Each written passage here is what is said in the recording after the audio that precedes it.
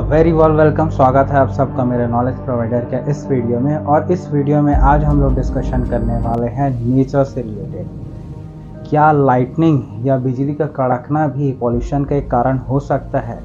शायद इस वीडियो को देख के अब आपको ऐसा लगे कि हाँ, लाइटनिंग की वजह से भी या बिजली कड़कने की वजह से भी पॉल्यूशन कॉज होता है। ये कैसे होता है? यहाँ पर पॉल्यूशन लाइटनिंग की वजह से या बिजली कड़कने की वजह से कैसे होती है, आइए इस वीडियो पे आज हम देखते हैं, समझते हैं। यहाँ पर एक चीज़ मैं मेंशन करना चाहूँगा कि नेचुरली एक तो पॉल्यूशन करता है, जो हो रहा है वो ह्यूमन की वजह से हो रहा है। हम ऐसे इंडस्ट्रीज़ को रन कर रहे हैं या फिर ऐसे व्हीकल्स को रन कर रहे हैं जो गैसोलीन और डीजल्स या फिर पेट्रोल को बर्न कर रही है, जिससे हार्मफुल गैसेस निकल रहे हैं और ये गैसेस क्लाइमेट पे इफ़ेक्ट डाल रहे हैं। एग्जैक्टली लाइटनिंग की वजह से भी एयर पॉल्यूटेंट्स बनते हैं। अब ये ऐसा कैसे होता है? इसमें यह देखा गया है कि जब भी लाइटनिंग या फिर बिजली कड़कती है तो बिजली कड़कने के कारण वातावरण में जो मौजूद आपके नाइट्रोजन और ऑक्सीजन हैं, ये हाईली चार्ज्ड हो जाते हैं। और नाइट्रोजन और ऑक्सीजन हाईली चार्ज्ड होने की वजह से स्प्लिट हो जाते हैं। और स्प्लिट होना मतलब अलग हो जाते हैं और वापस यही नाइट्रोजन और ऑक्सीजन रिकम्बाइन करते हैं और नाइट्रोजन ऑक्साइड्स बना लेते हैं। ये नाइट्रोजन ऑक्साइड्स बहुत बड़े एयर पॉल्यूटेंट्स में से एक है। ये नाइट्रोजन जो ऑक्साइड्स हैं, ये इतने बड़े एयर पॉल्यूटेंट्स हैं कि ये अगर एटमॉस्फेयर के नीचे रहें तो ये बहुत ज़्यादा एटमॉस्फेयर में जो हार्मफुल कंडीशन कॉज कर सकते हैं। लेकिन उससे भी ज़्यादा इफेक्ट होता है जब ये हायर एल्टीट्यूड्स, जब ऊंचाई में, क्योंकि बिजली हमेशा जब कड़कती है वो कुछ ऊंचाई पे कड़कती है। इसके वजह से वहाँ पर नाइट्रोजन ऑक्साइड्स बनने चालू हो जाते हैं। इस नाइट्रोजन ऑक्साइड्स के बनने की वजह से ऐसा ये होता है कि यही नाइट्रोजन ऑक्साइड्स आगे जाके एक कैटलिस्ट का काम करते हैं। कैटलिस्ट केमिकल रिएक्शन में उनको बोलते हैं जो रिएक्शन को या किसी केमिकल रिएक्शन को स्पीड कर देते हैं या उसमें गति ला देते हैं। तो हमारे एनवायरनमेंट में ओजोन की गैस का प्रोडक्शन तो होता है। यहाँ पर ये नाइट्रोजन ऑक्साइड इसी ओजोन के प्रोडक्शन को और ज़्यादा तेज कर देता है। और आप जानते हैं कि ओजोन हमारे एटमॉस्फेयर की रक्षा तो करता ही करता है, लेकिन ये एक मेजर एयर पॉल्यूटेंट भी है। इसके वजह से जो एयर क्वालिटी इंडेक्स है वो ख़राब हो जाता है और इसके वजह से जो एक एटमॉस्फेयर में जो एक आप समझ सकते हैं एयर जो गुड क्वालिटी एयर है या फिर उसके परसेंटेज में यहाँ पर फ़र्क देखने को मिलता है। तो ये सब चीज़ें यहाँ पर देखने को मिलती है। तो ये सब चीज़ें अभी कैसे नोटिस की जा रही है और ऐसा कैसे पता लगाया जा रहा है कि यहाँ पर एक लाइटनिंग या बिजली कड़कने की वजह से नाइट्रोजन ऑक्साइड्स फॉर्म हो रहे हैं।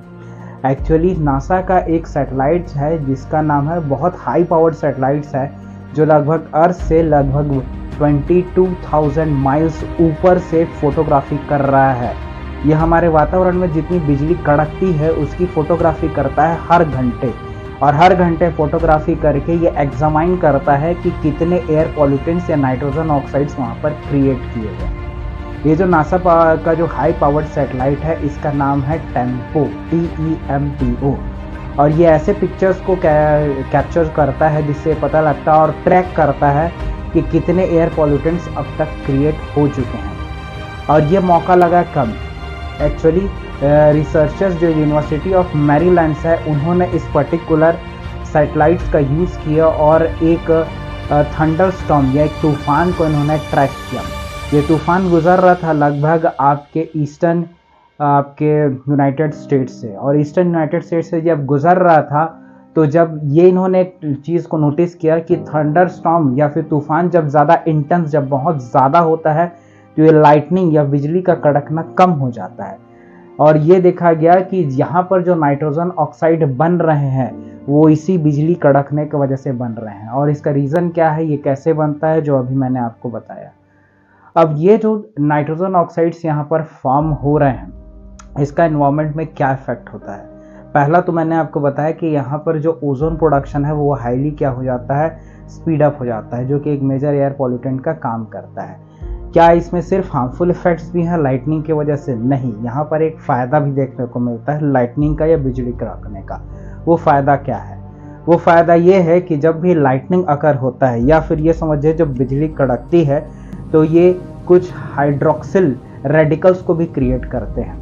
हाइड्रोक्सिल रेडिकल्स जो हैं वो एक ग्रीन हाउस गैसेस को ब्रेक करने का काम करती हैं। मेजर ग्रीन हाउसेस गैसेस में आप जानते हैं कार्बन डाइऑक्साइड से भी ज़्यादा इफेक्ट या असर डालता है वो है आपका मीथेन, और ये मीथेन गैस को ब्रेक डाउन करने का काम यही आपका हाइड्रोक्सिल जो रेडिकल्स हैं वो करते हैं, जिससे कारण मीथेन का जो कंसंट्रेशन है या उसका परसेंटेज है वो एटमॉस्फेयर से हटता है या फिर उसका परसेंटेज डिक्रीज होता है, क्योंकि ये कार्बन हाइड्रोजन को स्प्लिट कर देता है, जिससे कि मीथेन का एक्सिस्टेंस खत्म हो जाता है।